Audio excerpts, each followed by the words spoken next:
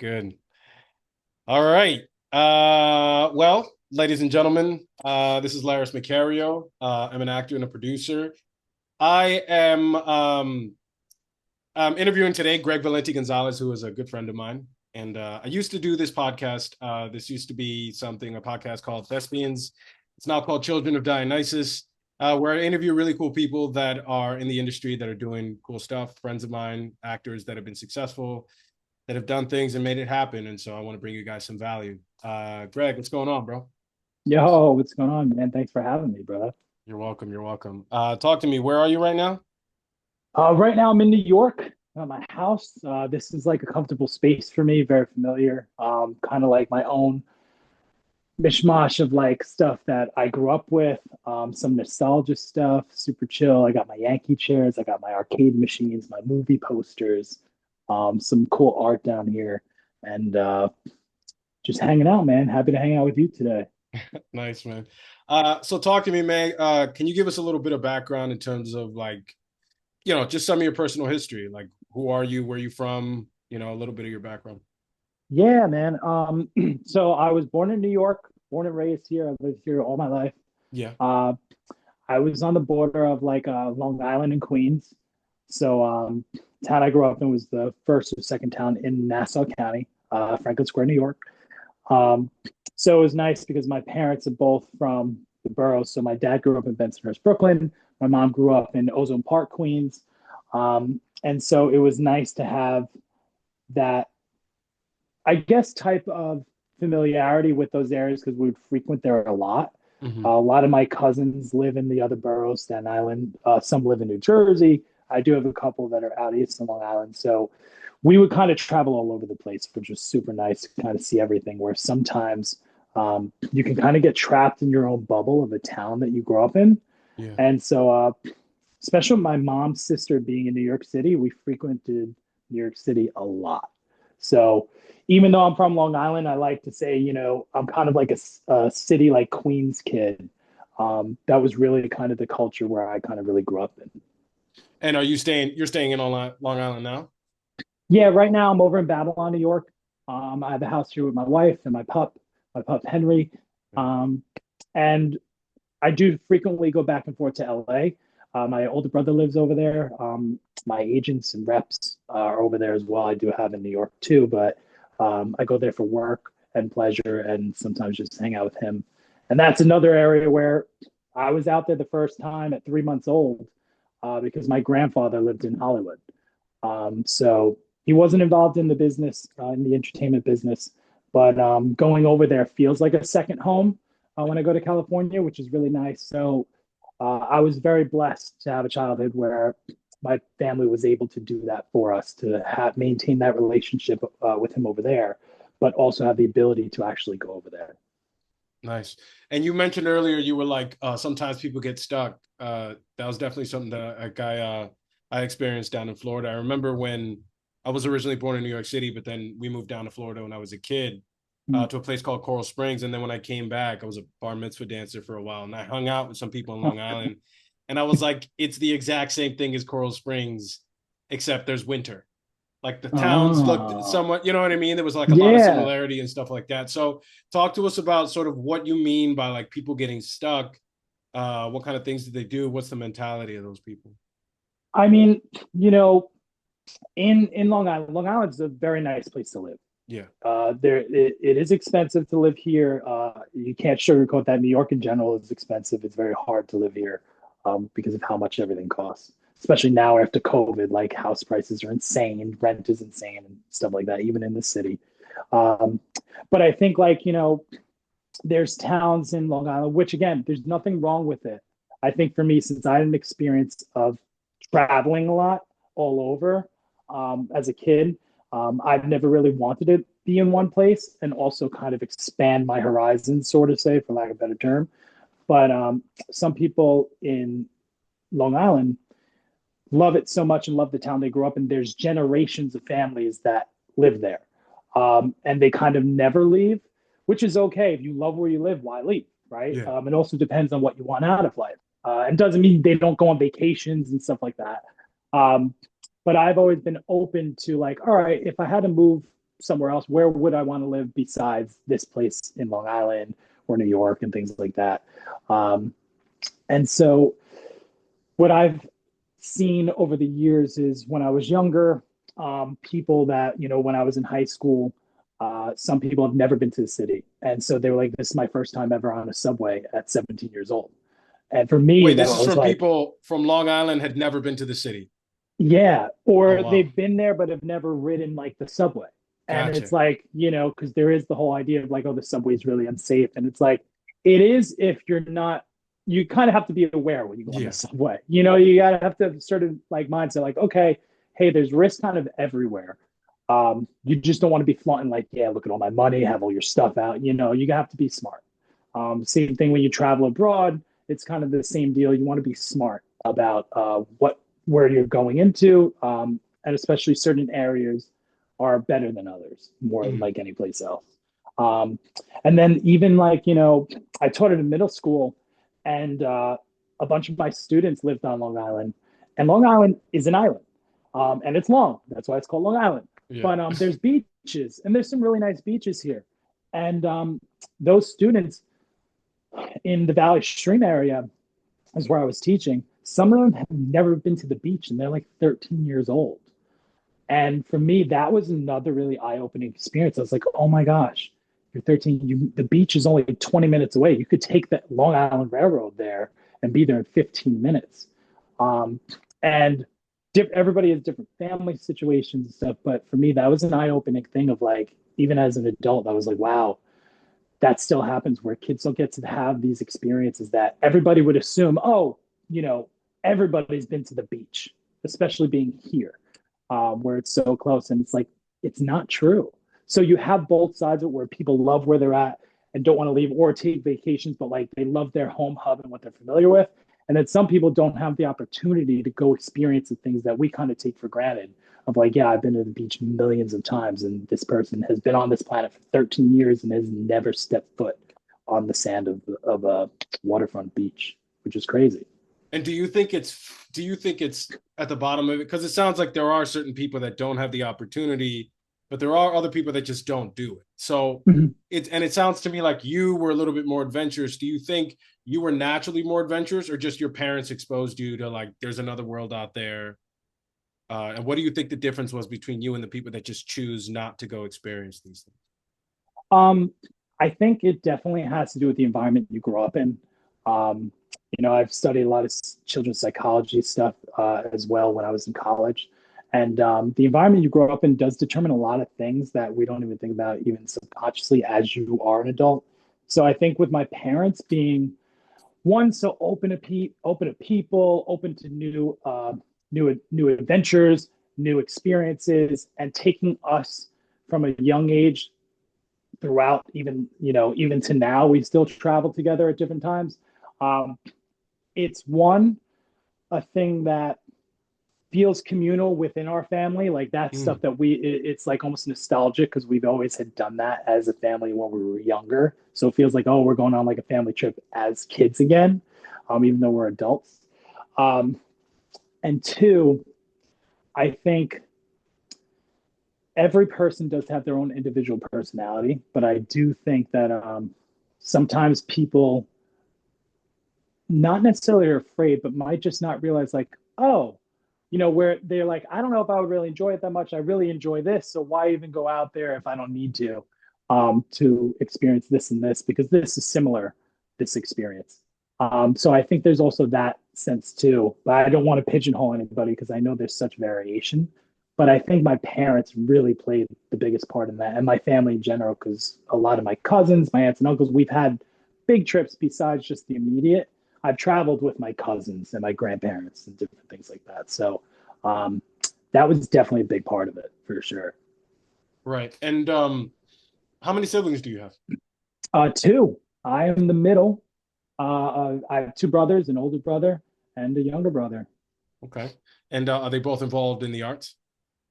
Yes. So my older brother is a music producer and artist and musician. He lives over in LA. Um, he's done a couple of bands. He's written for a lot of big time artists. He's had some major songs.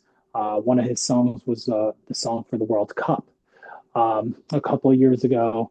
Um, he's done songs with the Chainsmokers, CeeLo Green, Christina Aguilera, Selena Gomez, Scarlet Gray, and Eminem. He's been around the business for a while, and now he's touring again with his new band Rio Costa. And then my younger brother is actually in the acting business.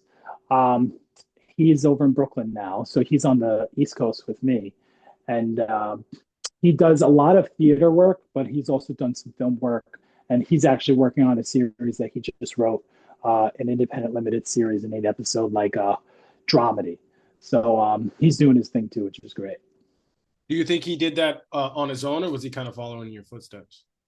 I think he did it on his own. I think, he's had such a journey. He's had so much training with some of the best teachers in the industry. He just recently was training with Terry Knickerbocker in Terry Knickerbocker Studio in Brooklyn. And I think now, he's been auditioning a ton. He's been booking different projects. And I think at this time, he's like, we've always talked about the conversations I've had with people where sometimes if you feel stuck with certain things, whether it's auditioning or you're not getting called in for things, it's like, hey, instead of waiting around for somebody to call you for their project, make your own. And I think that over the years, he's always been a talent, like super talented at improv and even storytelling just off the cuff. And I think for him, it was like, oh, he wanted to have his own voice and tell this story. Because part of it, not that it's based off real experiences, but he uses a lot of influence from people in his life to write the characters, and he wrote this story. So while I was reading it, it was really interesting because I read all the episodes of the first season, and I saw those connections without him even telling me that. And then when we talked about it after, he was confirming my beliefs on certain things of certain characters and character traits based on people that we know. As well as other things he added to those characters. But I do think that that was something that he decided to do on his own, not really follow my footsteps, but maybe having that conversation of like, hey, make your own stuff. When you start to make your own stuff, it kind of becomes contagious that people see you working, and it kind of changes your own frequency and like aura and energy around you, that people become more attracted almost naturally to you, that they want to work with you. So when you work on your own stuff, it's kind of amazing, kind of like almost manifest you getting more opportunities, which is cool. And I think he's already seeing, the dividends of that. What do you think that is that sort of changes the molecules in the air where you feel like people are attracted to you and you're starting to get more opportunities? I think, as an actor, it's so hard when you audition for a bunch of things and you feel you're doing good work, and you're either getting callbacks and just missing it, or you're not getting called back in the room at all. And you're like, what am I doing wrong? Right? Sometimes you go to your coach, sometimes you go to a professional, be like, hey, is there something wrong with my setup? Could it be professionally better? Is there something wrong with my eyeline when I shoot? Is it a technical thing if it's a self-tape versus if you're in the room and things like that? Also, are you overthinking certain things? Because you're like, man, it depends on your situation. Where, for example, like I have another profession where I make money besides just acting and producing and modeling, right? So I have another income that comes in. So for me, I don't look at a job like, man, I need this job because if I don't get it, I can't pay my mortgage. So I think there's a different mentality for people that are going through that. I would imagine it's like, oh, you have an opportunity and you don't want to mess up because it's like you might need it. Not everybody may feel it, but I feel like most people, if you're really like, oh, I have no idea how I'm going to be paying my rent this month or be paying for whatever it is, my credit cards this month, there is some level of like unconscious desperation, I think, to that, just like anybody would be. If you're at the edge of the cliff, you're like, I need to fight and claw any way I can to make sure I don't fall off. Right. So I think when you're working on your own stuff, even if it's not paying you right away, it takes out that mentality of like, man, you're not getting the opportunity to do what you love because nobody's booking you. But it's like this kind of takes over that creative absence of being able to do that and occupies it and allows you to be creative in your own right. And I also think that makes you not have to overthink when you're now getting these opportunities and auditions. And it kind of gives you better creative flow to actually kind of give your best work because you're not thinking it of so much as like, oh, it's a job. I need it. I need it. It's like, okay, I'm working on this. You still have to figure out your financial situations and things like that as well. And figure out, okay, if I'm not booking anything, I need to go figure out how I can make money doing something on the side to make sure that it supports my at least baseline foundational lifestyle where I can still do this as well, which isn't easy. It is not easy whatsoever. Anybody that says, "Oh yeah, no, it's cake," you just do it, they're lying. Like this is not an industry where the faint of heart or anybody's gonna say, "Yeah, no, it's a walk in the park." It's not. There's so many things that people don't see from the outside on social media. It's like, "Yeah, look, book this. Oh, I just did this class. Oh, I just did this movie. I just did this show." That all is great, but they don't see the millions of auditions or hundreds of auditions that we've done and put work into, the hours spending on not only memorization, but working out the relationships of the characters and the style, the genre and the pacing, all those things, the setup, the shooting, the editing of it, to not book it. It has nothing necessarily to do with talent most of the time. It could be something as just a look. You look too much like the actor that is playing this other character. You could remind somebody of somebody familiar that they don't want to work with. Like there's so many different reasons why somebody doesn't book, but a lot of people don't see that unless they're in the industry, because that's things that we typically don't want to share. The losses, right? It's something like, hey, I don't really want to show this, that I'm doing all this work, but I'm not getting anything. But when I get a win, you want to celebrate it. Some people are hesitant sometimes, like, I don't want to come off pompous or whatever. It's like, no, celebrate your wins. Let people know what you're doing because you never know, let's say social media, for example, if you use that sort of like your portfolio to a certain extent from somebody that doesn't know anything about you, right? What's your digital footprint online? We typed in your name. What comes up? Are you the first thing that comes up? Are you the last thing? What's the first actual site that does come up? Is your IMDb? Is it your Instagram? Is it your website? Is it your TikTok? Whatever socials you use, and whatever strategies you use. So all those things kind of factor into everything that makes you for who you are for your career. Sweet. You used to play baseball, right? I did, yeah. So I did. walk me through your baseball career. How'd you get started doing that, and how Oh did it end up man. for you? Well, my baseball career in the beginning wasn't great.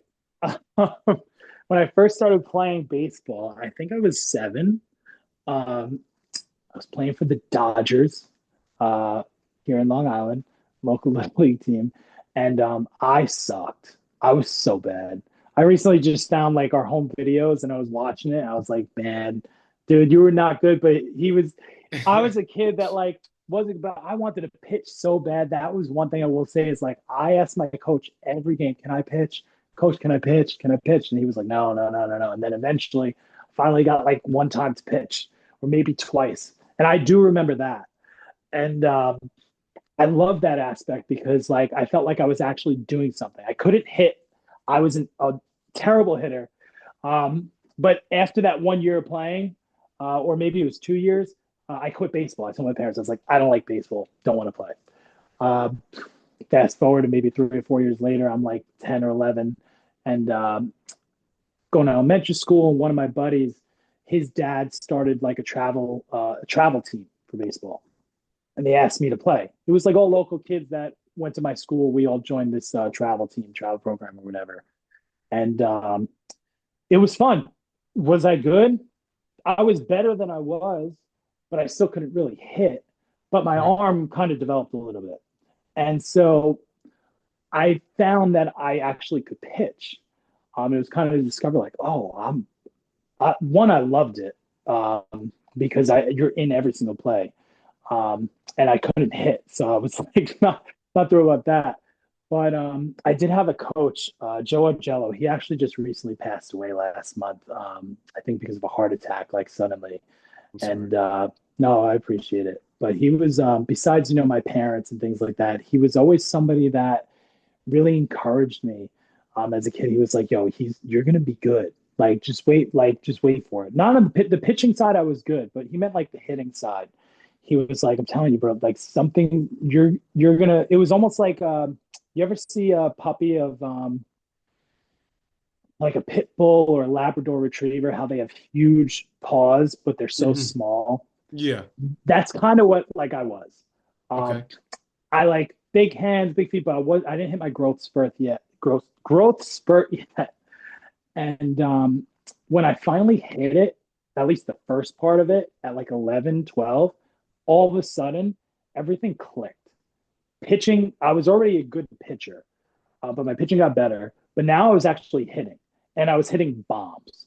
Like it wasn't like, oh yeah, single. It was like, no, I'm hitting dingers. Like I was biggest kid on the team, swinging like a 34-inch bat, which is like unheard of at 12 years old. Hitting absolute monster shots. Um, and that was so cool because it finally gave me the confidence of like, yo, not only can I just pitch and I'm not a one trick pony, even though it's hard to be a pitcher, um, I can hit.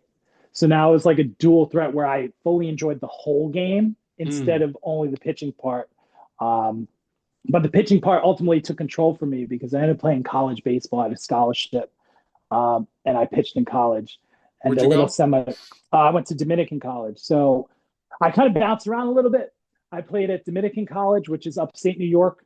D2, we were nationally ranked number 5 in the nation. We're a really, really good baseball school. Nice. Um, and I had some offers from some D1s, but I had a full ride at Dominican, so it was a no brainer.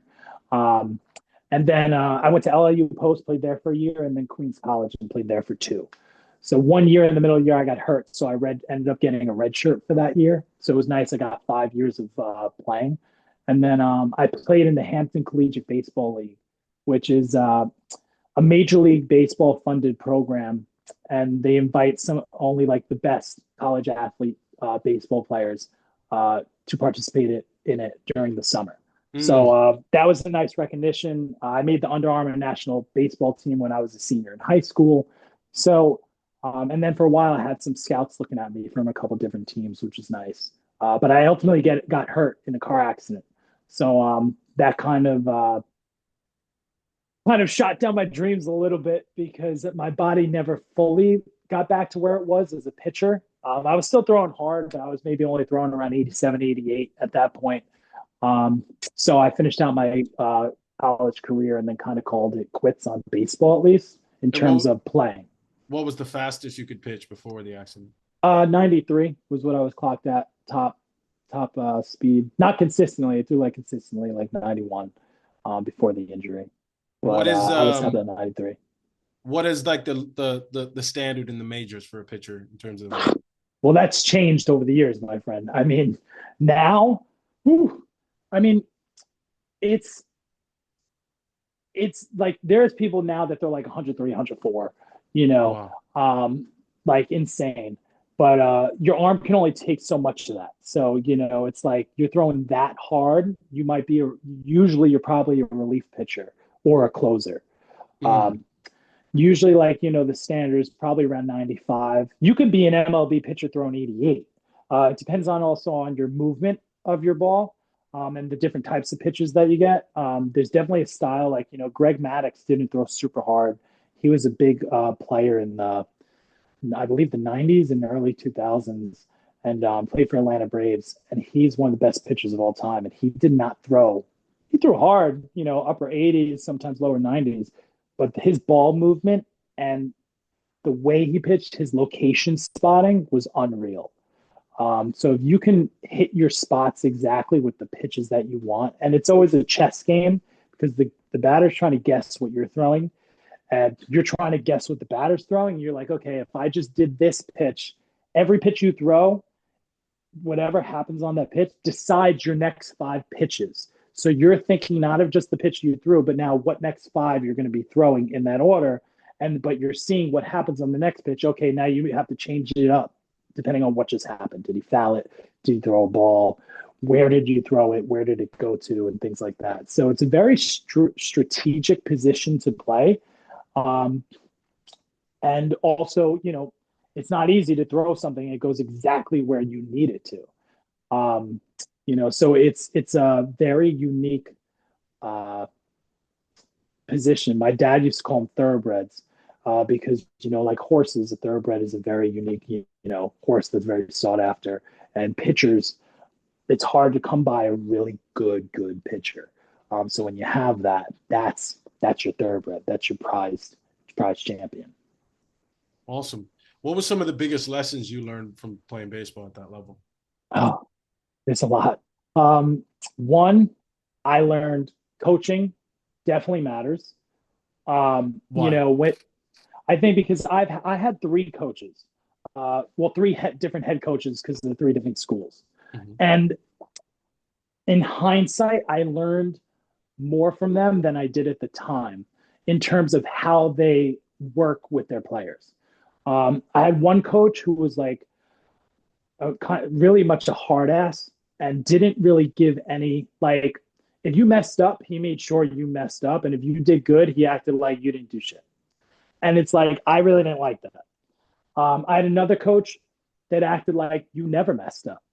Everything is all peaches and cream. Everything's good, and it's like, bro, if I need you to tell me what I need to work on and improve. If something's not good, you're the head honcho. You're the one that has to tell me, like, hey, you really messed this up. Like, I need to learn from you because you're the one that has these years of experience more than I do because I'm still developing as a player. Then I had a coach that was a mix of both.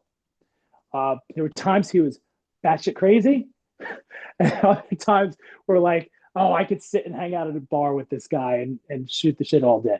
Right. And that is what I enjoyed the most. And I also felt you get the most of your players that way. Um, and those lessons, I actually ended up coaching baseball for 7 years at Mm. the high school level. And I used that to coach my own players where I wanted my players to feel like I'm in the trenches with them. Mm. Like, hey, I'm your coach. I'm going to teach you and develop you. You still have to do your end of it. Um, but we're in this together. It's not like, hey, I'm here and you're down here, and what I says is, you know, is religion, and like there's no type of conversation. I would always talk to my players, hey, how are you feeling about this? What do you feel is working? What do you think's not working? Because I want them to be thinkers besides just bodies doing a physical activity, because you need to do that. And two, you need to, I know as a player, I communicate, especially with my last coach, over at Queens, Chris Reardon. We would talk when I was on the mound. I would talk to him like, "Hey, like this, like I'm not feeling good. If I throw this, you got to take me out." Or like, "Hey, I feel great. Keep me in and see what happens here, but give me another shot. Give me one more shot." Especially if it was towards the end of like me being pulled out. If I had been pitching for a while, and it's like, okay, this might be time to pull him out.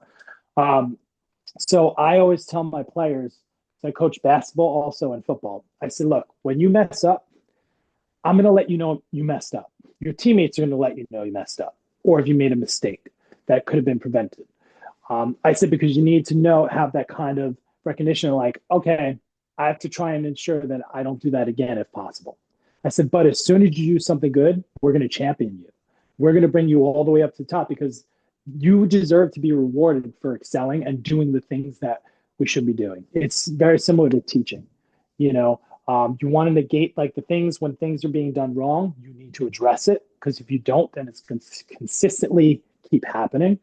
And the things that when people are doing well, you want to reward that so it keeps going. I think that's kind of a true thing almost in anything. I mean, even training a dog, or a pet. I think it's like important to recognize people's successes, and not only beat them down when they do something wrong, and vice versa. Not act like everything is a success and never address the issues that are at hand. Because ultimately, it's going to help them, I think, in life, because that's gonna happen in life. Not everybody's going to be your mom or your dad. Not everybody's going to be your aunt and uncle that you're working with. So you don't want it to be kind of a culture shock as a person when somebody says, "Hey, you're doing this wrong." You're like, "What? I do everything right," and nobody's ever talked to me that way. Um, you want to be able to handle these different situations in your life. So that's one of the biggest lessons I definitely learned from playing in my playing days, for sure. Nice. How would you adjust then for, people have different temperaments, right? Like Mhm. some people can take a lot more criticism than other people. Some people need a lot more praise.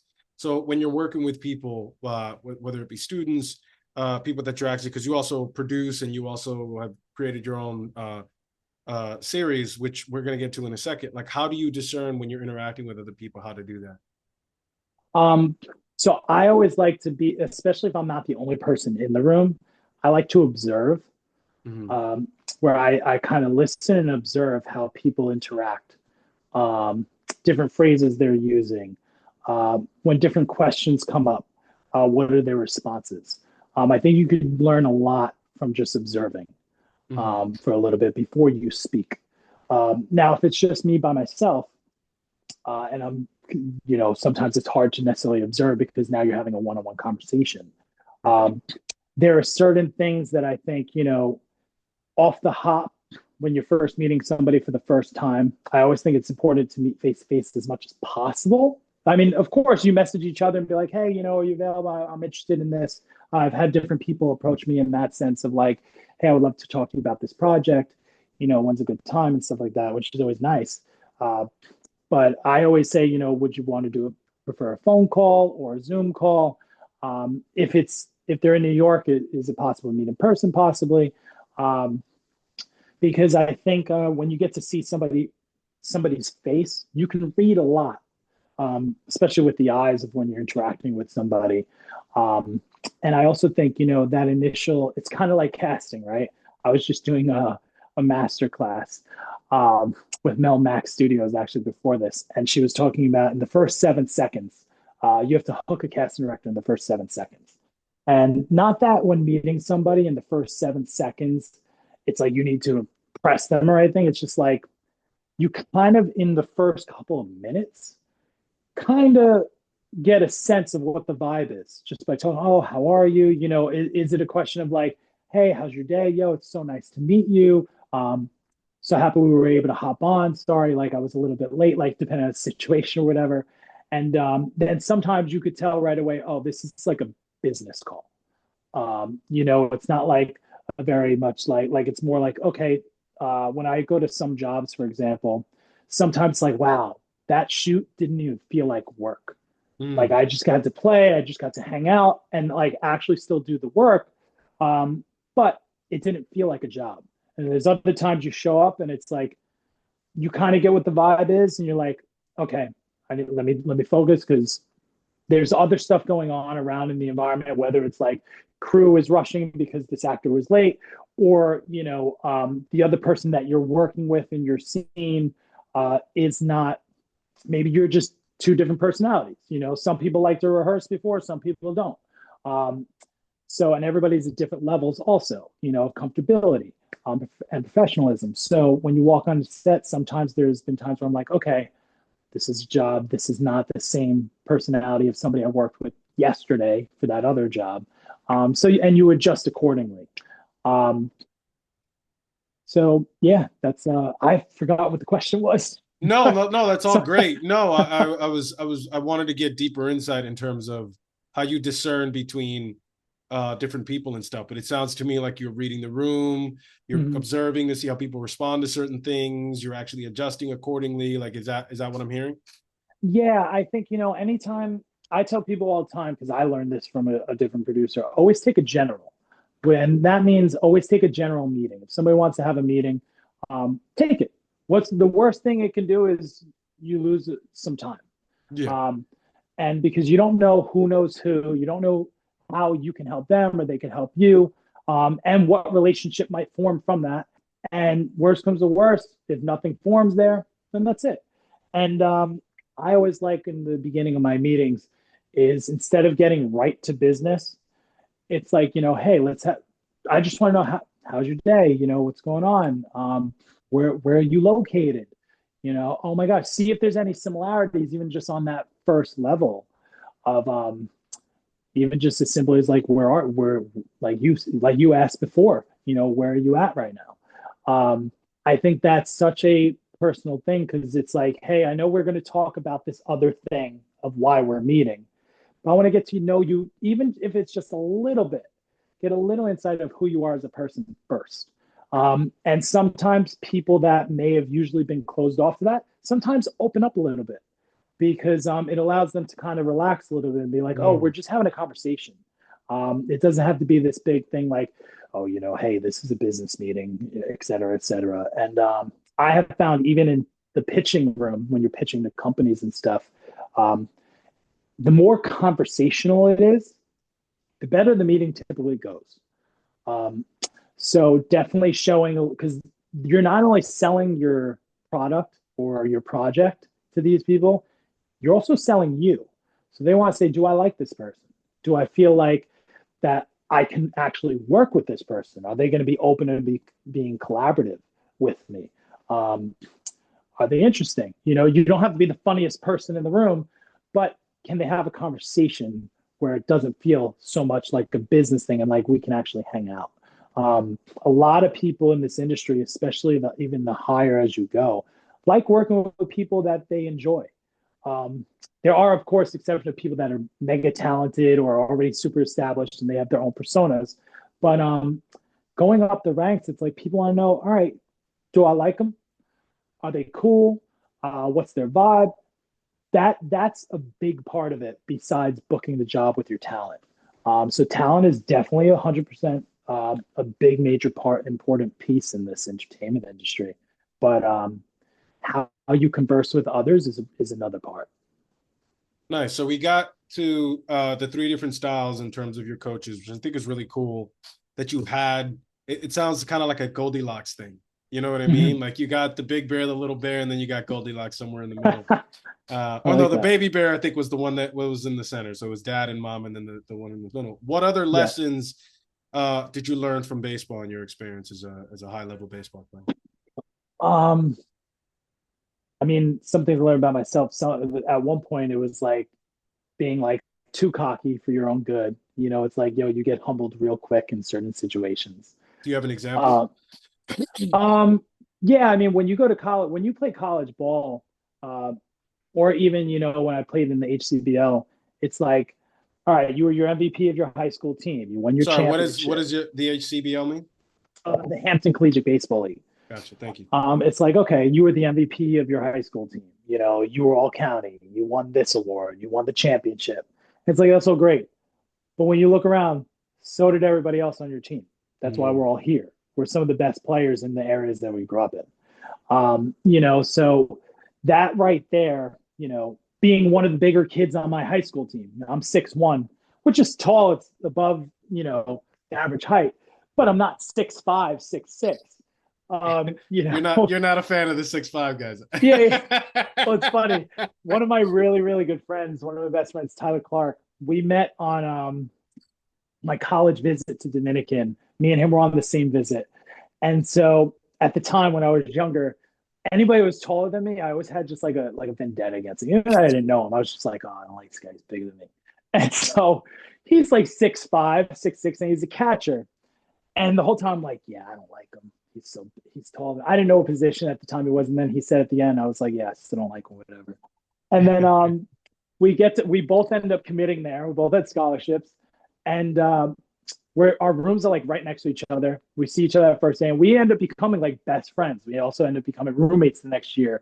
And years later, we're talking about that. Like the first time we met, we were with our girlfriends, and he's saying, "Yeah, I thought Greg was so cool," and I was like, "Bro, I hated you."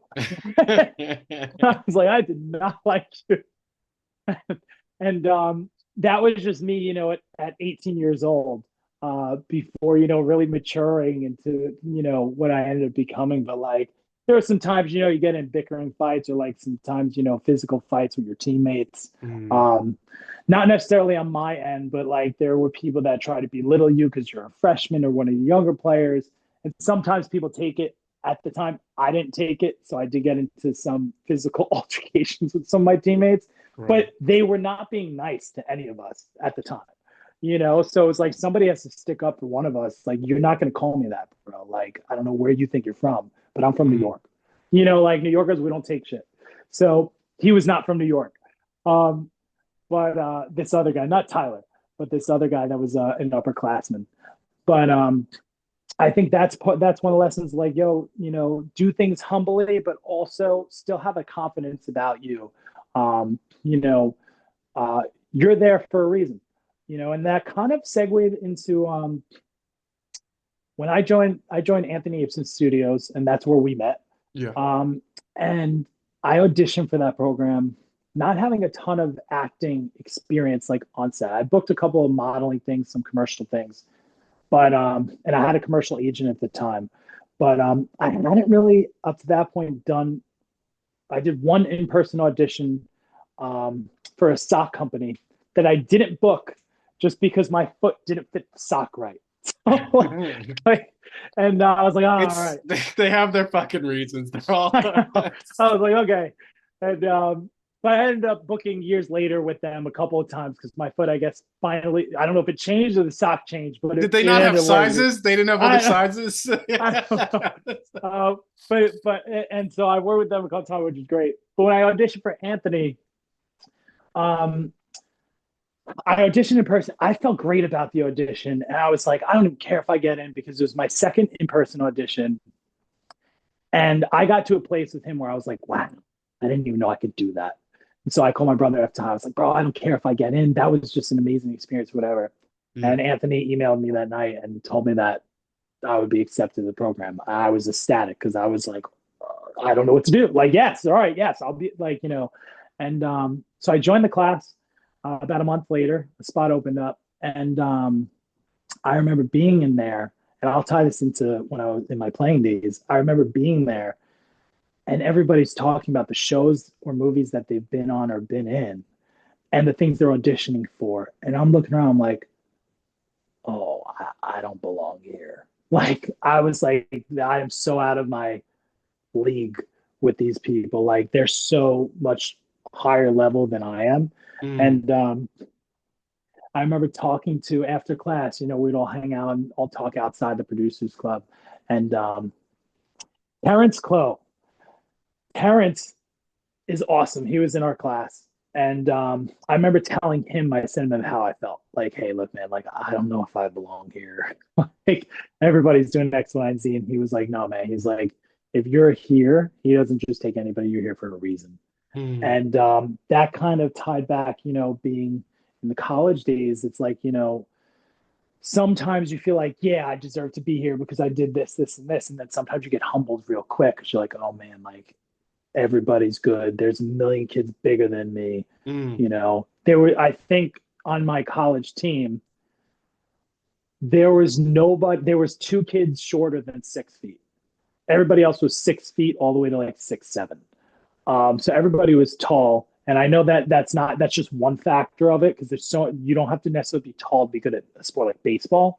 Um, but just kind of that little comparison where like you look around and like, man, like sometimes you question yourself, and you're like, do I really deserve to be here? And even as actors, there are times where like, am I even good?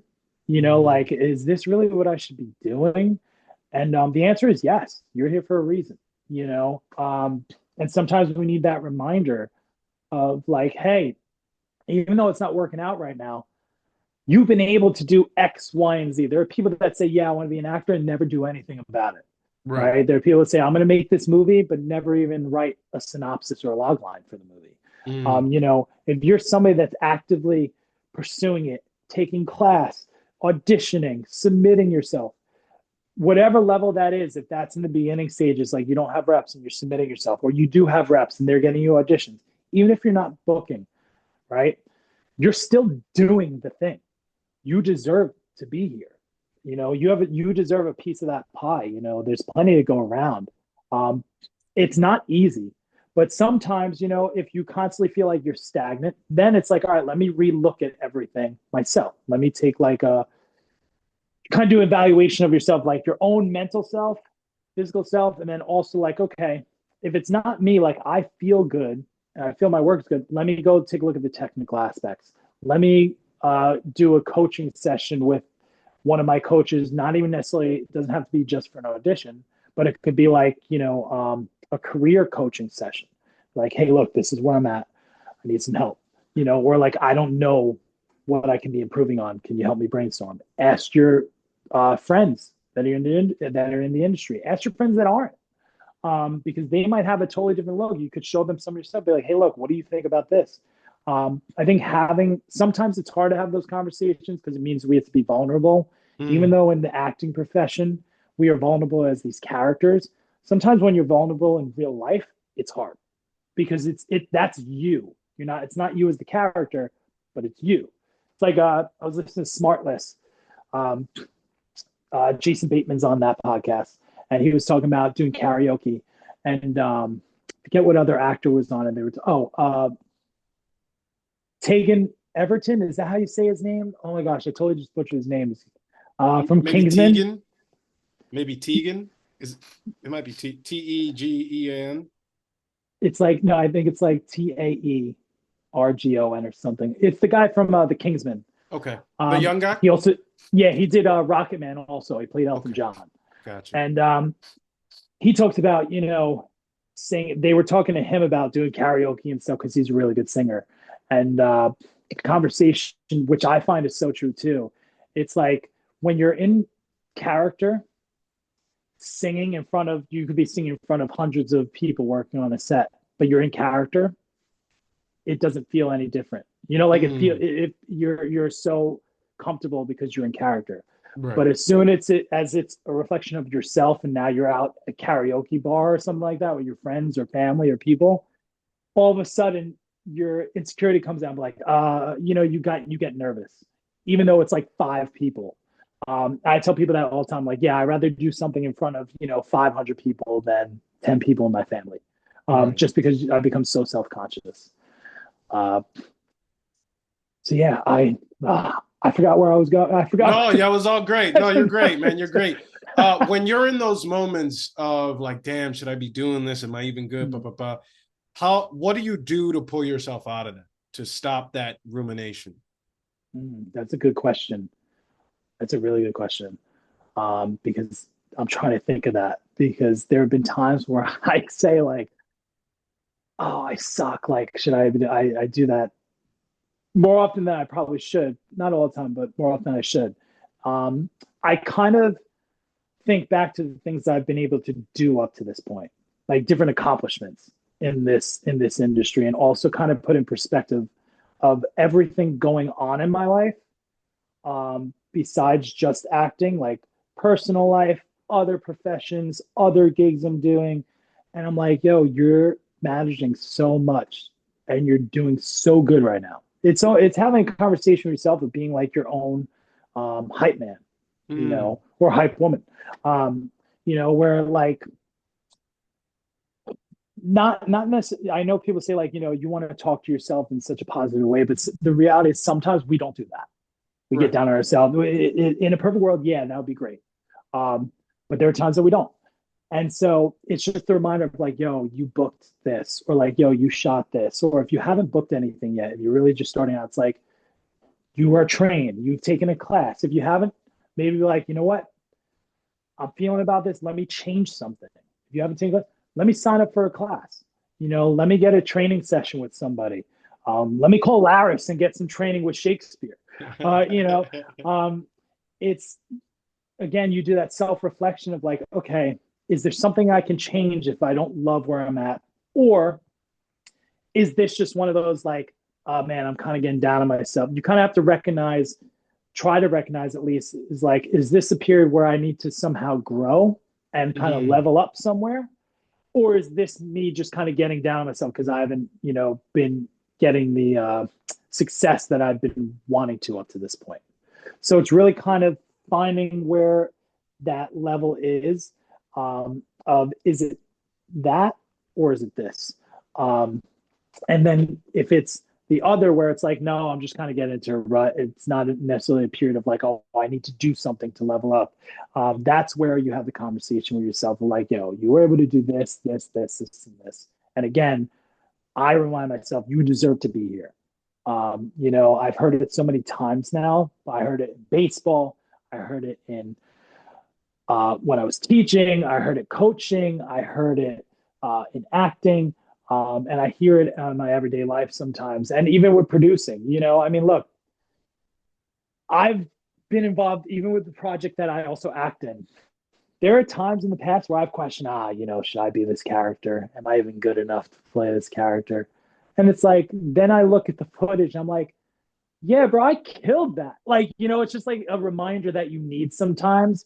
Um, and God bless people that never feel that way, that always feel, oh, yeah, I'm at the top. Sometimes that's great because you never know otherwise. And other times it's like, oh, yeah, but dude, you could be so much better Mm. than that you're not even aware how much better you can be because you already think you're there and you're not. Like you have so much more to even keep going.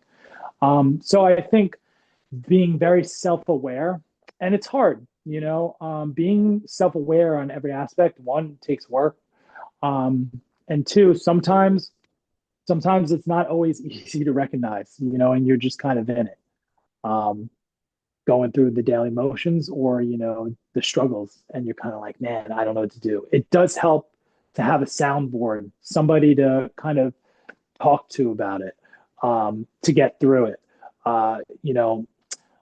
My wife is somebody I talk to constantly about it, which is nice. But if we weren't together and I was, a single guy, um, I would imagine that it's hard, and that's where I would call my friends. I call my friends, I call different family members just to kind of have that uh, again soundboard where you just need to sometimes get it out, and ask somebody, be like, am I crazy? Am I overthinking this, or do you think I should kind of make some type of change? Um, because it'll give you that one, that reassurance that you need for either or, and two, it allows you to get it out of your head. Because sometimes we just need everything to just get out of our head because it's all just like backed up in there. So speaking it to actually somebody, even if they're just there to listen, Mm. is huge. Absolutely huge. It sounds to me like you need a support system in order to be able to get through these things. It helps. I mean, I feel like if you don't, it's so much harder. Not that it's impossible, because I'm sure there are people that have done it. Um, and I think it's for anything. It's not even just entertainment. I think it's just life in general. I think in life, if you have a support system, whether it's 100 people or one person, um, one person is the minimum that really all you need. Mm. Uh, when I was growing up, um, this guy told me one like from high school, one of the fathers said he had like one best friend. And he said, if you have one best friend, you're lucky as you get older. He said, if you have two, you're blessed. Luckily, I have more than two. So I feel like I'm extra blessed, which is so nice. Um, but it's hard. One, it's hard to maintain relationships sometimes because it's work, even if Mm-hmm. it's friendships. As we get older, we all have different responsibilities. Everybody lives their life. It's hard to sometimes meet up, communicate because life is lifing. So it takes work to maintain friendships and relationships. But even just having one person that's in your corner supporting you, and that doesn't support looks different in so many different ways for people. I look at support of like somebody I can call and kind of lean on at certain times, but also somebody that I enjoy hanging out with and like, hey, every time we talk doesn't have to be about something bad. It's like, yo, let's go out and hang out. Let's go grab dinner. Mm-hmm. Let's get together, go to the beach. Let's go to a concert. Let's go to a show. Um, let's go for a walk. Let's go work out. Whatever it is, um, when you find that, it's a special thing to have. And sadly, there are people that don't have that in life. You know, um, and like any support system whatsoever. And I feel for those people a lot because I can't imagine not having a support system at all. So if you need a support system or you just want to talk, let me know. Reach out to me. Most people listen. I'll be happy to hear. Happy to listen. So we got the one, you got the three different coaches, right? And the best way to communicate with other people and how you learn how to do that. The second one was you're not always the biggest kid on the block, and when you are, you're gonna get checked. What Yeah. is the third lesson that you learned from your days in baseball? Oh man. Trying to think. I mean, I think part of it is, oh yeah, you know what that is. So me playing, even if I wasn't getting a lot of playing time at certain points, I still always cheered for my teammates. And Mm, I know that was at one of the schools I went to was a really big thing when I went to Post. I was a transfer, like kind of last minute transfer there, and they really didn't know where to place me because I was a starting pitcher, but I was also a closer. I was also a reliever. I kind of could do all three. right. And it was almost like when you're more of one specific position, it was easier to plug you in versus like, yeah, I can do all three. Then it's like, oh, well, where do we put them? You know, so it was harder for me to kind of find what's going to be kind of my niche here for that. But um, so when I played, I played. When I didn't play, I was still the one screaming the loudest in the dugout for all my teammates. I always showed up for my teammates, and no matter if I was the one with the center of the attention and the ball in my hand, or if I was the one sitting on the bench. That was one of the biggest lessons I learned at that school. Because I was definitely like that when I was younger, but in high school and at my first school, I kind of was the guy. You know, I was a starting pitcher. It was the big game. I was the one that had the ball. So for me, as I've gotten older, I've realized like, oh, whether it was baseball, basketball, or football, I was always the one playing. I was never in the stands. So I found it as an adult that I had to kind of learn how to be an audience member or like a fan Hmm. because I'm so used to being in it. Um, but it wasn't drastically super hard to figure that out because I was always a fan of my teammates.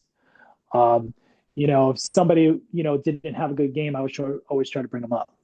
I wouldn't be like, oh, you suck, you blew the game. Cause it's like, yo, I know if I'm in that situation and we lost the game, it was my fault. You don't want your teammates coming like, yo, it's all your fault. Like, rubbing in your face, like, yo, you're my teammates. Like, we have another game tomorrow Yeah. that, um, so I would never do that. I always brought my teammates up. And then when they did great, that's the easy part, right? It's like everybody should be going nuts when your Yeah. teammates doing great. Um, I've had teammates that you do great and they're kind of jealous, Yeah. and kind of give you shit for it. And it's like, why can't you just be happy for me? And I think that also is like kind of a personality thing, but also maturity thing as well. Um, but that's one lesson I learned is like, yo, cheer for your teammates, cheer for your friends. Like in the acting industry, um, I haven't been in LA as much, but in New York, the sentiment that I feel is like the acting community over here, everybody that I've interacted with, at least, I don't know if it's just the circles of people that I hang out with or not, but like really supports each other. Mm, It's like, yo, I can't tell you how many people, like Laris, for example, me and you auditioned for the same project 2 weeks ago. we did. I hope one of us gets it. If you get it, I wouldn't be mad. But like, yo, that's awesome. I can't wait to Yeah. see it. Like that's happened so many times, especially over the last year and a half, where I'm Right. auditioning for things and different projects that I'm talking to people. It's like, wait, did you read for this role? And they're like, yeah. Did you? And I'm like, yeah. And I was like, dude, I hope one of us get it. Right. It's not like, oh man, like nah. Then I go home like, no, he auditioned for it. Like screw this guy. It's like, no, I hope one of us get it because that's a win for both of us. I get to watch you and you get to do this, or you get to watch me and then I could be like, hey, come to the premiere. It's like you Right. want your friends to win. And that really I learned in sports, of always constantly cheering for my teammates. And I think my parents instilled that in me too. My mom was very much about that for always cheering for her team. Um, Cheering for the teams that we played, me and my brothers, or if we're going to my older brother's show, if he's performing like on stage musically, we would always go and root for him. My dad was a college prep football American in high school, and then he played college football. And he has that same sentiment about, it's not that it's not always about you. You still want to make sure that you have your own persona on the field and like you carry yourself with your sense of confidence as a player that you're going to be able to do the job that you need that you're there to do, but also supporting your teammates. That's always been instilled in me as a kid, and I see it with their relationships with their friends and family. And I think that was a big part of growing into that lesson as I've gotten older.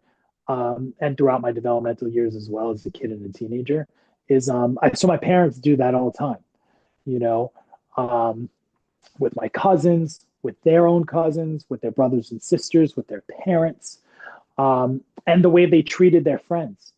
My parents, we always had friends over the house. Um, Always try to give to everybody. My parents extremely generous and always showing up. Some of these old. It's funny because I just started watching them last week.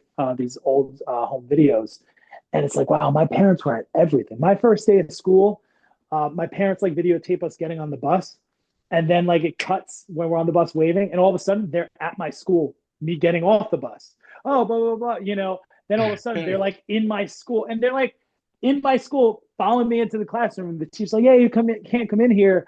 And it's like there's no other parents in the building, like they're the only one with a video camera shooting us, and like you see all these things, that they showed up to, and that's where the support system comes in, right? Right. They always showed up for me and my brothers, and my other family members always showed up besides just my parents.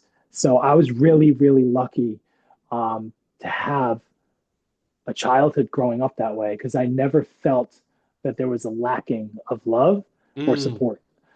And going, as I've gotten older, I try to show that to my friends and my family um, because, I'm so used to that. And the one thing that I will say I learned at a younger age is that you also have to be careful with that because there are certain people that might drain things from, like, just drain you.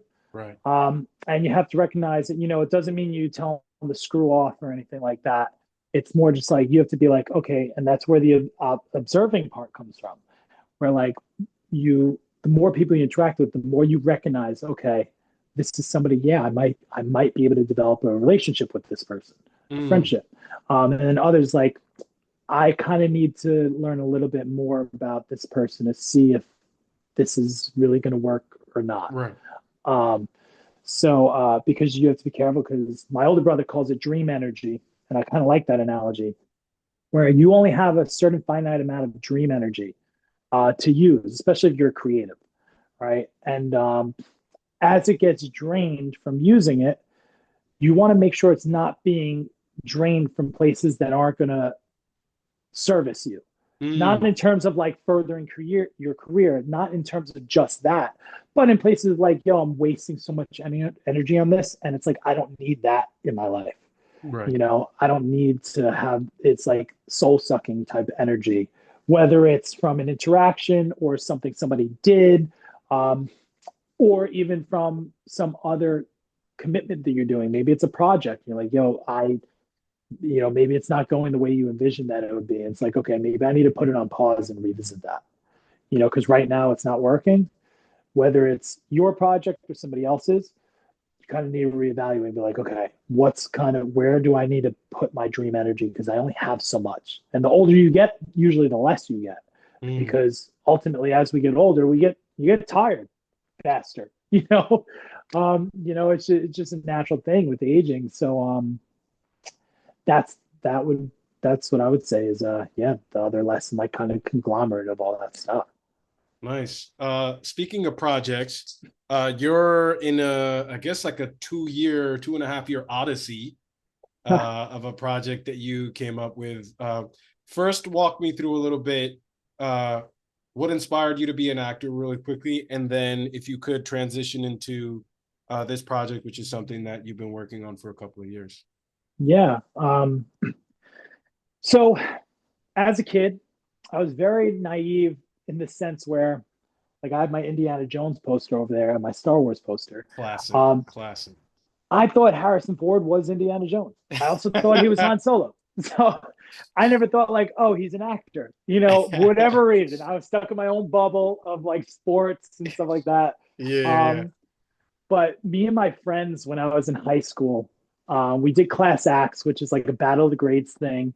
And Mm, I would always do the lip sync battle. So before the show lip sync battle came out, this was years ago, at my school during Spirit Week, which is Battle of Grades Week, they would have this special night, class acts, and one of the gigs was lip sync.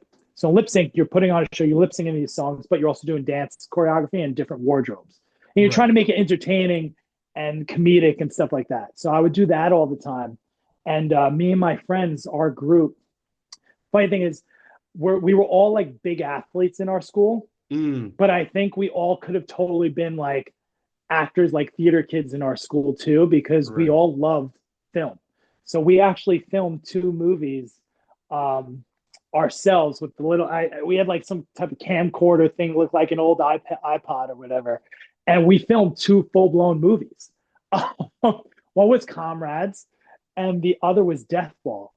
And there was lines, there was improv, there was like special cinematography. We're like, no, you got to get the shot of the foot going in the puddle. Like, you know, it was like, it was cool because we were like, oh, this is like our own production company, even though we had no idea what that world was. You didn't have as many smartphones back then either to like look this stuff up. Yeah. So we were just doing it based on stuff that we would watch, and we're like, yo, let's make this movie and this is this. So, and we would all wear the outfits, we do different voices and things like that, and loved it. And then fast forward to college, I took 2 classes in college, one for theater, one for film, and I really liked it, but I was still playing, and that was paying for school. So I was like, nah, I didn't have time to even dabble in acting. And then after my first year of teaching, I know my younger brother was acting because he had been acting for a couple of years at that point. And I was like, man, like maybe I would really kind of like the acting thing. You know, I said, but I don't know the first thing about it. So I just started off as an extra first at Central Casting and City. I liked it. My first 4 gigs, 3 of them were union gigs. So I had like SAG eligibility, and somebody, I forget what I don't know the actor's name, but it was on the set of, I believe it was on the set of Younger, the Hillary Duff show with Sutton Foster. And he was like, hey, if you want to really do this, like, don't get your SAG card yet. If you want to be an actor, go take class, get an acting reel, get really good coaching, you know, book a couple of projects before you do it. And honestly, it was the best advice I ever could have got, because that kind of then motivated me to actually go take an acting class. Very first class I took was just at a community college here in Nassau County, Nassau Community College. It was like intro to acting during the summer because I was teaching at the time. So that was like the time I had off. And I ended up getting a commercial agent from that class.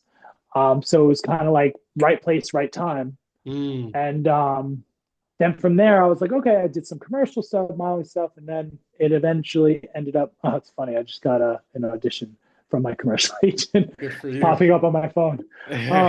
Thank you.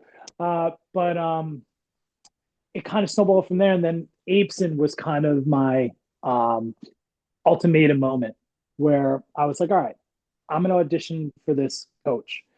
If I get in, I'm really going to pursue acting. If I don't, then I'll just do my modeling commercial stuff, which at the time was probably a little naive of me also, because it's like, why give yourself an ultimatum like that? But I just did for whatever reason. And that's kind of big ultimatum because he doesn't take a ton of students and a lot of people audition. So I probably could have been a little kinder to myself about that. But ultimately I ended up getting it, and then it kind of took off from there. And the rest is now history of where I am now. And then kind of fast forwarding after COVID, it was, kind of maybe towards the end of like the major parts of when COVID was going on in 2021. So auditioning for a movie, it was kind of like remake of American Pie, and for like the Stifler character. And the director and writer really had a liking to me for this character. And the project ended up falling through for whatever reason, I don't know. And they called me a couple of months later about a different project. They remembered me for that. And then they're like, oh, we're going to send you a script. Can you read it? We'd love for you to play this character. I was like, sure, absolutely. And so read it. We ended up shooting that project. I ended up helping out in a lot more ways than just acting in the project. So I actually became executive producer for it. And then we were approached by somebody that was one of the founders of Nickelodeon, I believe. and talking about the project, and he suggested that we make it into a TV show. So when we did that, I met with the writer, the head writer, and I said, let's make this into. I said, I know you have like the foundational like 5, 6 characters. I said, we need to make it into a world. So then together we kind of built a world together for this show. And fast forward after shooting like demo footage, learning how to do a pitch deck, learning how to do a series Bible. I did a ton of research on all that stuff because I didn't know the first thing about it. I spoke to my friends that were in the industry. I reached out to people I didn't know that can possibly give me information. I had a ton of conversations with some very talented and successful people that were willing to meet with me.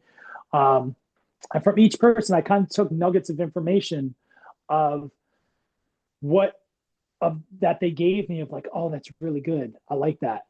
Then certain things like, oh, I don't know if I'm going to do that, but I appreciate this, this, and this. In my own head, I wouldn't say it out loud, but and you kind of take this conglomerate and make it your own. And fast forward now, because it's been an odyssey for sure. It's been 3 years, but fast forward now, there's a ton, because it's been developed and things like that, but there's a ton of celebrity actors attached. There's a ton, it involves punk rock music. So there's a ton of musical artists attached, like really, really big, major, mainstream punk rock bands. There's 4 really big directors attached to it that have done some of your favorite music videos, like, some of the legendary ones, the Ramones, I Want to Be Sedated, Danny California for the Red Hot Chili Peppers, Lifestyles of Rich and Famous, Good Charlotte, some Lady Gaga songs, Harry Styles songs, Dua Lipa. They've pretty much worked with everybody. Nice. And so it's taken a life of its own, which has been so nice. So now it's in the process of potentially being funded. I have a meeting at the end of this month with a record label that also does film and TV. And it's in a but there's one final meeting with the CFO, and so if that is greenlit, then we're shooting it in the fall. So it's been a journey. So I say anybody that's doing something, just know sometimes it goes real quick, because there have been projects I've done that have happened very quickly and moved, and then sometimes it's hurry up and wait. But if it's a project you really believe in, and also people like get it and they like it, keep going with it, even if you hit like certain obstacles as you go. Because I will say, it's not like it was moving the entire time during those 3 years. There are times like, oh, we would be stuck, and like for a month or two, like, what do we do? Just trying to figure out, what do we do now from this point? And then we'd be like, oh, okay, let's do this. So if you have like a project like that, like, this could be a really big project, like transformative in the world and things too. Like, keep going with it. Don't stop. Well, that's great. Let's actually, if you don't mind, take a couple steps back, because I want to go through some of the obstacles, examples that you're allowed to talk about. Obviously, with these things, sometimes you can talk about certain things and other times not. First, can you say the name of the show? Yeah. Yeah, it's right now it's titled Punk Rock 101, the series. Cool. Yeah. So with Punk Rock 101, the series, let's take us back through a little bit of the early phases of the project, and some of the hitches that you ran into, and then how you ended up overcoming it, right? Because like you mentioned, you hit certain speed bumps, you come against certain walls, and you're like, well, what do we do? You did something clearly, because you're still doing. Yeah. So, for example, some of the first speed bumps were like, okay, right off the hop, make this into a show. Okay, how do I do that? So I started researching what are the components to make a TV show, and how to pitch it, that where somebody will actually be able to see it, instead of me just having this project and nobody ever seeing it.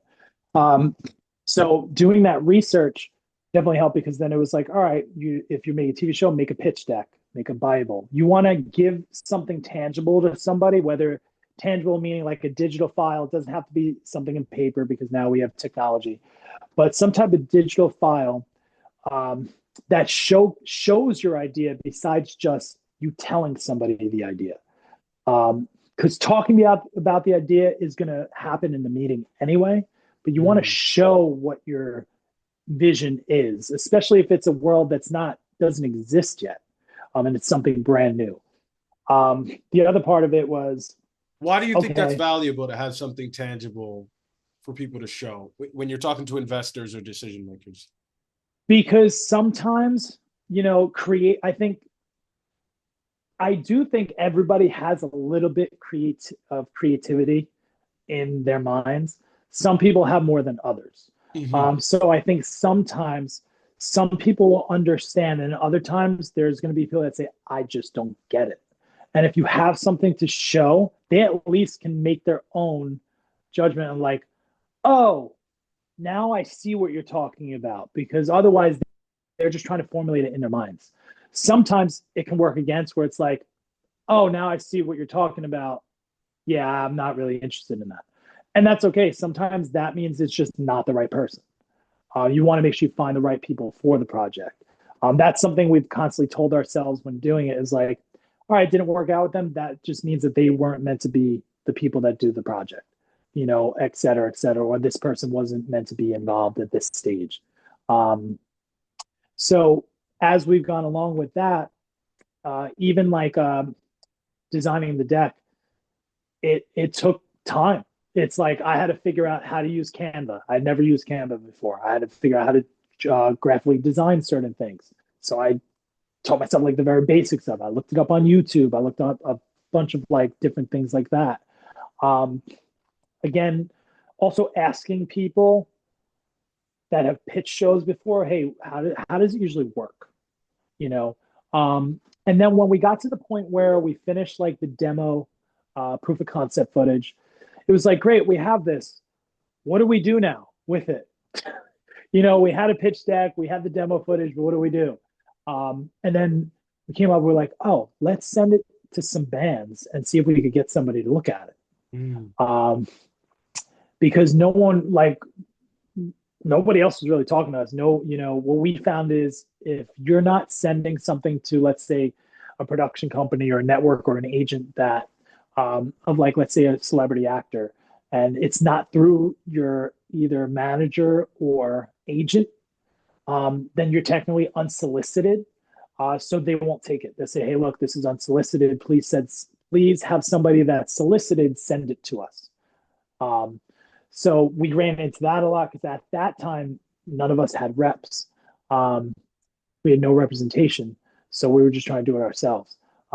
Fortunately, a band, Less Than Jake, is a very big, famous punk band that's been around a long time. We found an email on their website to like, I think they're like fan email or something. And Yeah. we sent it there. And we were like, well, let's just send it here, see what happens. What's the worst? It can happen. We never get an answer. And we got an answer like a day later, like, hey, this is actually really cool. Like, can we send this to blah, blah, blah? And we were like, yeah, absolutely. And then all of a sudden, a week later, we met with all the guys at Less Than Jake. It was sick. And they were like, Wow. we love this. This is so interesting. We've never seen this before. It was really, really cool. And so they were like kind of our first people to kind of really support this project besides the people that were just shooting it, Wow. so that was really, really cool. And that kind of then started to snowball things of other people being interested um, in the music world and also the acting world, because sometimes it was either the musicians or the actor that liked Less Than Jake and also liked the project. Sometimes it was their reps. Their reps were like, either their manager or the agent was like, oh, I love Less Than Jake. Oh, this project looks so cool. I love what you guys did here.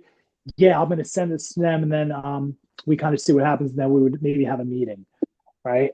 We would always say we would love to talk about the project and have a Zoom if possible and things like that.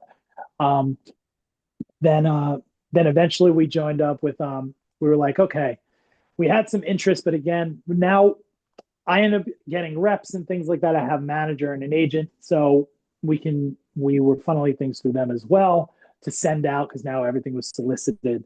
But we were all still like, who else can we attach to this? Because we did work with Constantine Maroulis on some of the demo footage. Mm-hmm. He was in American Idol. Okay. Um, He's also been on Broadway. He's been in TV shows and things like that. Um, so he was in one of the things we shot for demo footage wise, and then we put out a casting call, and we got a submission from Eric Roberts, and we were like, we saw his headshot.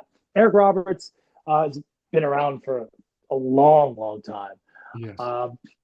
And so Hope of Greenwich Village is one of his biggest movies. If you've never seen it, definitely check it out. It's a great movie. Great movie. He's also in Dark Knight.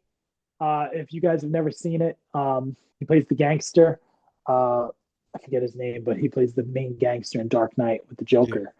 And so we get a submission from him, and we were like, "Is this real?" So his manager's information's on there. So we reach out to them. We're like, "Hey, we got this submission from Mr. Roberts. We wanted to just make sure that this was really from him and things like that from you guys for the project. We would love to work with him."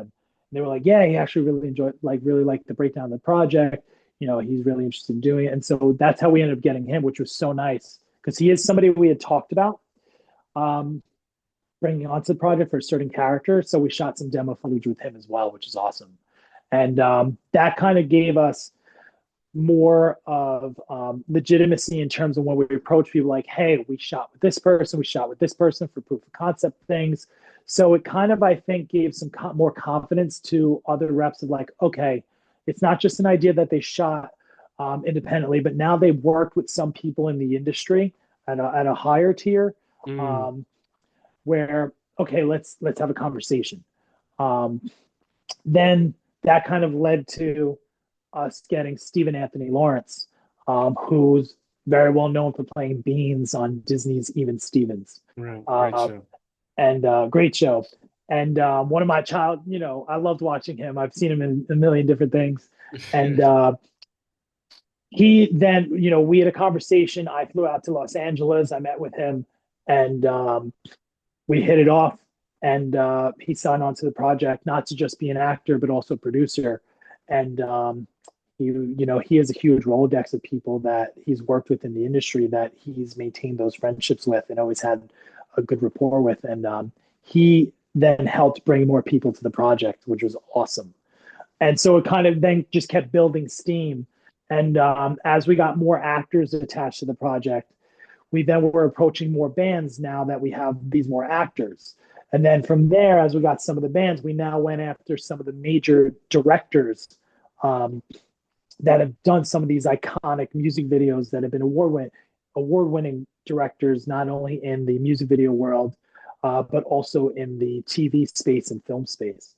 And the directors we have are four pretty much legendary directors. I call them the Mount Rushmore of punk rock video directors, but even just the music directors in a nutshell. And with them, they've worked with so many of these bands over the years. They have these personal relationships, and that really brought on some of the major bands to the project. So again, it was a snowballing thing. But there were times where in between we're like, okay, what's the next step? And that's where it was like, hey, how about we reach out to the directors? Hey, how about we reach out to see if somebody not only wants to act in it, but maybe be a producer on it. So there was like different approaches that we took. And then also people just telling us like, if sometimes if you want to get a bigger actor, maybe you have in negotiations of like not them just being an actor, but a producer, or maybe them directing an episode, because some actors, when they get to a certain point of their career, they're like, hey, I not only want to act, I now want to dabble a little bit into directing as well, or some other level of the production, to have a little more ownership of it, and be involved a little more, where they could call it a little bit of their own besides just being an actor in it. So kind of with all those different approaches is kind of now how we built the team that we have now for the show. Beautiful. So that sounds like, and that whole process from inception, or when you were first worked on the project till now, roughly, what is that timeline? How long is that? It is 3.5 years now, maybe 3 years and like 4 months, Right. But a lot of it was learning. I had to learn, that was a big part of it. So that's important for people to know, like we see the finished product when it's on screen, but that product that could have taken 8 years for that film. Could have taken three, Yeah. could have taken two, could have taken whatever. So that I think that's really valuable information for people to understand. It's yeah, this could happen pretty quickly because 3.5 years isn't that long of a time, but it's still Mhm. 3.5 years, right? Yeah. So walk us through a little bit how you went from someone who didn't have really that much experience, who hadn't auditioned and booked that many projects, who didn't even have representation. How did you go from there and navigate the world of now meeting all these high level people in the industry, all these people with these connections? Walk us through that. What was Yeah. some of those growing pains and some of those lessons you learned? Totally. So I mean, the whole time while doing it, I was still auditioning for projects. Okay. It's not like this was my only focus. But I was still auditioning. I was also trying to figure out how do I get my name kind of more out there, so people can like find a blueprint of me. Say like if they look my name up, can they find me anywhere? Right. So that's where I was like, all right, let me kind of make a social media that's only directed towards this, sort of like my business account, instead of my Just for punk personal rock, one. just for punk No, rock well, 101. for myself as like as an actor, Oh, okay. is what I meant. I did make a punk rock one, but we at one point we were like utilizing it, and then we were like, oh, this isn't working. So we kind of shelved it, because that strategy just wasn't working at the time for what we had. I think Right. we did a little prematurely. Where now it probably would work better with the stuff we have, but right now we're kind of keeping certain things under wraps because we're kind of seeing if it's going to go somewhere. Mm-hmm. Um, but for me, navigating like the social space of like getting people to know this is what I'm doing, and putting myself out there and things like that with the shoots that I have done up to that point, and kind of posting things that I've done in the past. Um, then also, with, I will say that teaching in a school has definitely helped when having conversations with people that one are like very, very high in this industry. I've talked to some presidents of different agencies. I've talked to some very big celebrity actors. Oh, sorry, let me just, I don't know if I'm being blocked because the call's coming in. There you go. I've spoken to some very big production companies, some very big directors, and sometimes it can be, you can definitely kind of get nervous because, like, okay, I gotta get ready for this. Right. But when with teaching, I have found that whether you're talking to a student, talking to a parent, talking to an admin, talking to a superintendent, everybody's just a person, Mm. right? And of course, depending on who you're talking to, there's a certain way of an expectation of how the communication should be run and go. Um, where there's different levels of professionalism and different ways to talk to people. I'm going to talk to a student in a very different, even sometimes tone, more of like, hey, I'm here with you because, maybe they're still developing and, you have to nurture those kids too. Um, where with a parent, it's more of an understanding because you could possibly be somewhat the same age, or maybe they're a little older or even maybe a little younger. Mm. But you're kind of on kind of the same like life level. And then when it comes to like work, you have the administrator and the superintendent who are like the boss and the head boss. But I have found that when speaking even with people like that, the more, not grounded because that's like an acting term for like doing a scene, but like the more real you are, as long as like being professional and you're not cursing up a storm when talking to them. Sometimes you want Right. to like still be professional, but like you just being yourself and like being a real person, because they kind of respect that, and Mm. just being kind of straight up as long as you do it in like a professional way. I have found that I've had my opinion asked about certain things at my school from both, because they know that I'm kind of a straight shooter, but I'm also not going to do it in a way that's like inappropriate, Right. you know. So I know, and they've also seen my work and things like that in the school. So when taking that approach, um, and meeting all these different people in the industry, no matter if they're brand new or have been there for 30 years, um, just kind of like I said before, when you observe, sometimes it's nice to sit in the room and kind of observe and see how it goes and try to, in the beginning of the meeting, have a conversation like, hey, thanks so much for meeting with us. You know,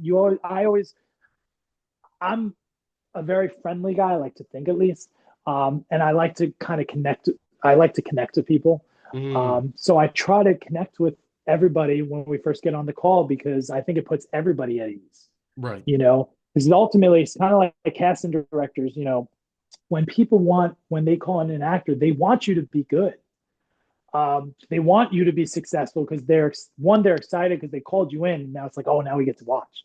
Um, if they're not like, oh, I hope this guy stinks, they're excited to watch. And when you're good, it's like, oh, amazing. You know, and sometimes when it's not, it's like, okay, maybe this wasn't the right role for them and we'll call them back for something else, you know. Um, but I would imagine, you know, going to these meetings with these other people, uh, again, always take a general because you never know. And I think at that level, there's certain meetings that you're like, hey, these guys aren't there yet professionally, or maybe they don't have enough credits, or like their project's not fully developed yet. I'm not doing a meeting right now. And then you go back to them. And they're like, okay, now let's have a conversation. When you make it more of again, conversational and you're just real, I've had that so much with teaching and having that experience that now it's such like second nature to me. Mm, Um, that's how those meetings kind of are for me. I don't put anybody on a pedestal of like, oh my gosh, I can't believe I'm talking to this person. It's like, yo, it's really cool. Let's have a conversation. You know, that's kind of the approach that I take is like, all right, we're gonna have a conversation with them. Uh, I don't fall into like the hypeness of like, oh, it could turn out to be this, this, and this because I don't expect the best and I don't expect the worst. I just go in there with a clear mind. So that way I'm not disappointed and I'm also not like overshooting anything. Um, so I kind of just go even keel until I sign a piece of paper. Everything sounds great, but until a contract signed, I'm kind of just like, all right, yeah, cool, we'll see what happens, you know. So that's my approach. I mean, the more meetings you have, definitely the more comfortable you get with it um, on any level, you know. nice. What would you say to somebody who maybe feels a little bit stuck where they are, or maybe was like you that didn't really have much experience or representation, but they feel like they got to make a change, like they got to move uh, and move into a different place? Like, what advice would you have for them?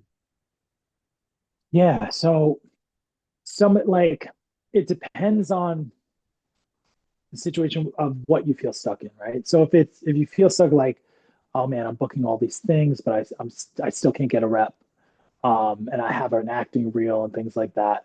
Um, I would say, I mean, part of it is like, okay, you have an acting reel, take kind of a look at the reel. I was listening to a podcast earlier actually, and they were talking about, you know, of a casting director, and she said, you know, sometimes people have indie projects and they have all this footage, but maybe it's not the best quality.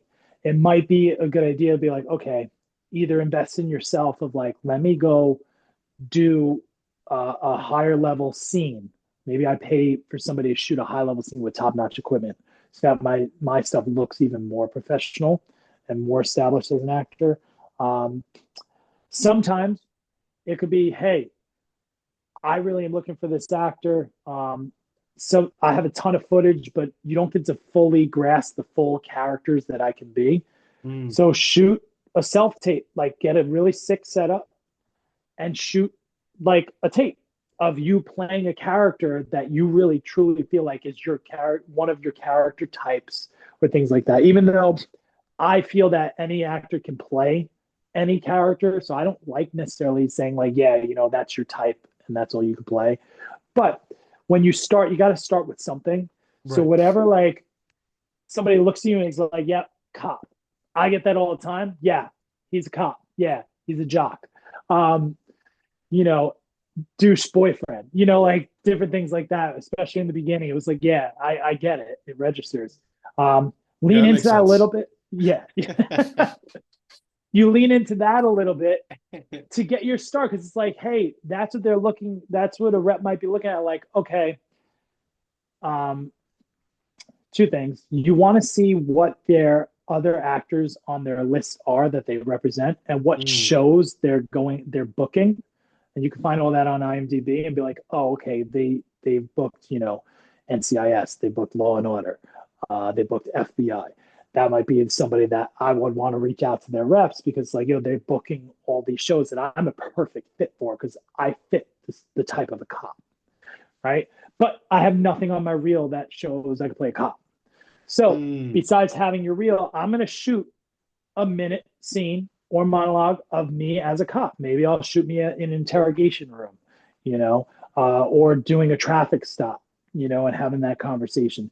Something that they're going to be able to see you fully act, even though they understand it's not shot on a set or anything like that. But it shows, hey, look, I can do this, this role. And you want to have also something that contrasts that too in a different setting, a different character type that you can do, maybe some type of rom-com. I get like, oh, Hallmark guy all the time. Right. So that's something I would do where I would be like, oh, cop. I would do like a tape of a cop, and then if I had no romance things in my reel, I would shoot like a 1 minute romance scene. Not an intimate scene, but I would shoot something that would be styled of that type of genre, Mm. because it allows them to see you in characters that, oh yeah, I could totally see this guy playing that. All right, cool. Let me call him in. You know, um, if you have no credits, uh, I tell people all the time you kind of have to scour the internet for projects. That means Actors Access, Backstage, casting networks. In LA, there's Casting Frontier. There's also castings.com, I believe. I don't think it's all casting. I think it's just castings.com. Also, Facebook. There's different casting groups in Facebook. I booked a couple of projects that way early on, and some of them were really, really high quality projects, and some of them weren't.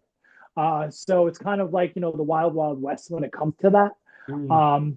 Any project you book, but some of them were major, and it didn't look necessarily like that when looking at the post, and you get to see like, oh wow, this is a bigger project than I thought it was.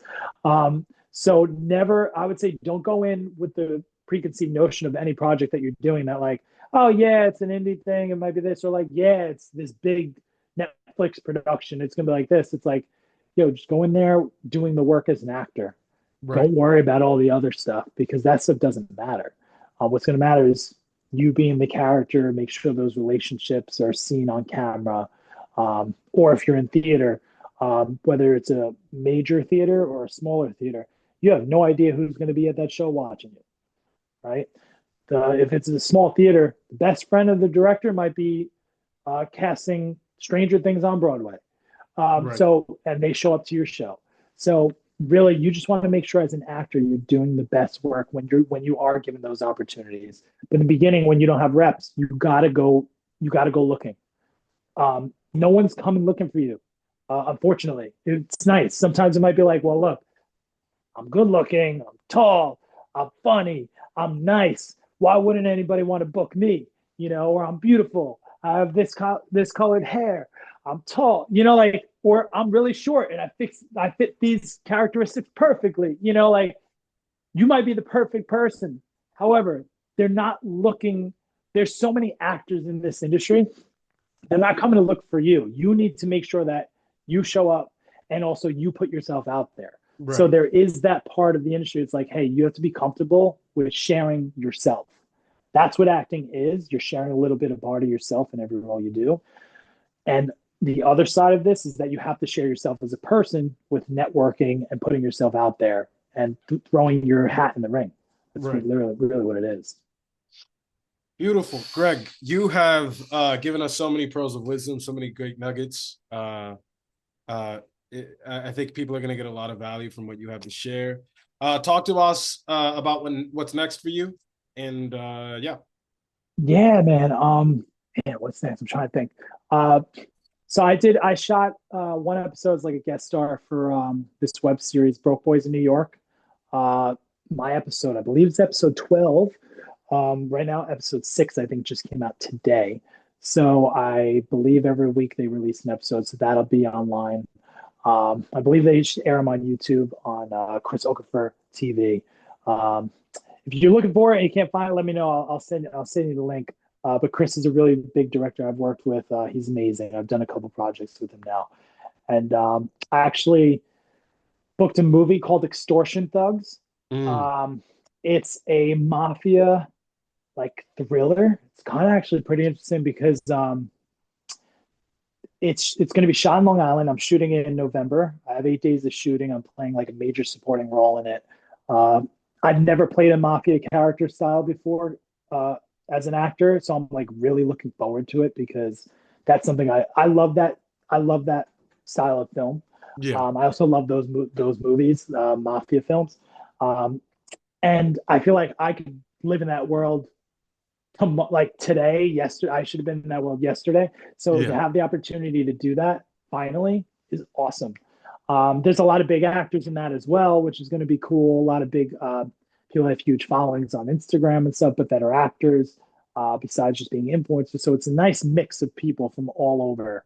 Um, so that's shooting in November, but that probably won't come out till the year after.